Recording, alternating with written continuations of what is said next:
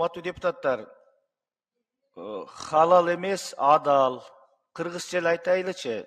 Бүт кыргыздын сөздөрүн биз аябай арапташтырып же орусчалап өзгөртүп ирдик. Мынакей адам аттарын койгондо да кыргыз ысымдары арапча болуп кетип атат көбүнчөчү. Мына кыргыздын жапжакшынакай эле ысымдары бар да, мына Бакыт, Таалай, Элмурза, Улукбек, Балбак, Чолпон, Жылдыз, Нурбек, жапжакшынакай эле Акылбек. Мына ушундай сонун кыргыздын аттарын эмне үчүн биз арапташтырып же орусчалап же башка тилде коюшубуз керек? Бул абдан маани бере турган нерсе. Эгерде биз нукура кыргызча аттарды койбосок, анда тилибиз жоголуп бараткан аз келгенсип, кыргыздын аты да жоголуп кетет, урматтуу депутаттар.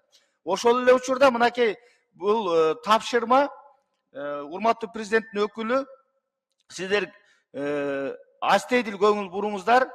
Мынакей бүт айылдардагы кыргыздын жапжакшынакай, жапжаш наристелеринин тили орусча чыгып атат. Бүт телефондон, ютубтан, башкадан көрүп, бүт мультфильмдерди көрүп, орусча чыгып атат. Кыргызча чыкпай атат. Кыргыздын тили жоголуп баратат. Ошон үчүн мына силерге тапшырма, аткаруу бийлиги, өкмөт тез арада мультфильмдердин баардыгы мультфильмдерди кыргызчалаш керек. Кыргызча оюндарды, керек болсо орусча, англисче, башка тилдеги баардык ошол телефондон көрө турган жаштар, балдар көрө турганын баардыгын өчүрүп кыргызча кылышыбыз керек. Ошонун баарын блоктош керек.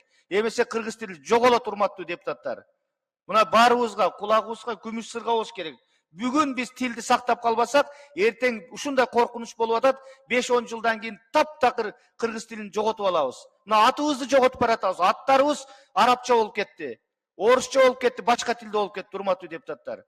Бул абдан көңүл бере турган нерсе. Сөз